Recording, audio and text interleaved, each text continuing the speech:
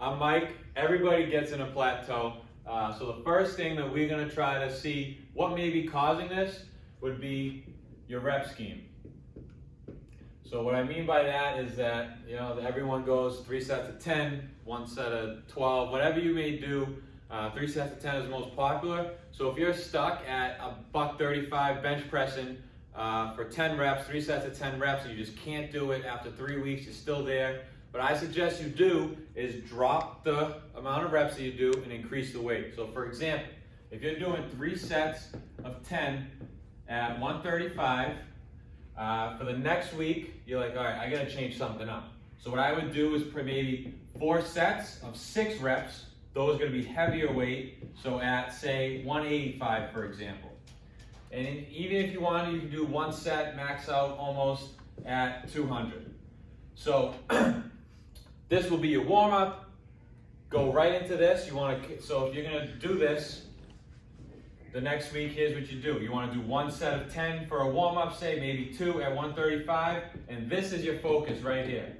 So bring these down, and this is what you do for the next 2 or 3 weeks, and you'll increase strength, and then you can go back to the hypertrophy training, which is in the rep range of 10 to 12. Definitely. And now let's get into the nutrition part of it too. Yep. Like talking about like how to mix up your diet, because that might be a big part of it too. Right. Yeah, it goes way beyond the training. Nutrition plays a huge role in plateaus a lot of times too. So for nutrition, what I would say is, if you count calories, maybe increase your calories by 100 for the week. If you don't count calories, make a conscious decision, mental note to maybe increase your carbs the day before and of your training. So good carbs, complex carbs would be sweet potatoes, quinoa,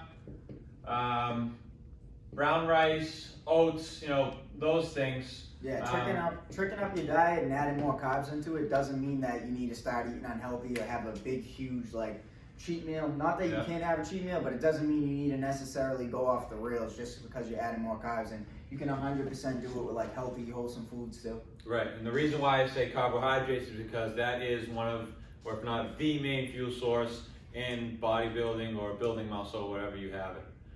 The next thing we can do is exercise selection. James, you want to go a little into that? Yeah, definitely. We were talking about it before we shot this video. I was bench pressing and I couldn't really get past a certain weight. So I switched from regular barbell bench press and went over to dumbbell bench press and worked that back up and then went back over to the barbell. So you want to try and switch up the exercises you're doing to similar variations. And that's one of the easiest ways to do it. Go from barbell to dumbbell. You could try doing cables, mixing some cables on top of what you're doing. Yeah. Do you have any other suggestions as far as where? So for if you're focusing on lower body, maybe going from a double leg squat to a single leg squat, or a split stance squat to a Bulgarian split squat maybe, compared to just your regular normal back squat. You could even change up a back squat from a front squat.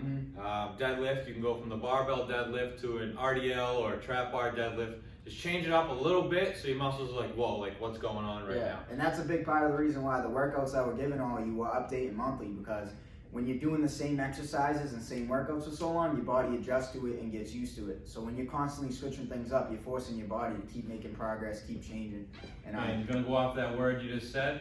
Progressive overload is what we're talking about right now. Your muscles will adapt to the load and the stress that you place on them, so it's crucial to keep getting better each and every week, that you overload your muscles progressively. You don't want to overdo it, you're going to get hurt. Little by little, surely, progress will happen. Yeah, and the last thing that you can do to shake a plateau and get out of it is going to be training frequency. So what he means by this is, instead of training one muscle group a week, there's scientific research that has proven that training muscle groups at least twice a week is better for gaining muscle and strengthening those fibers. So say, for example, you have a chest day on Monday and you're doing 3 sets of 10 at 135.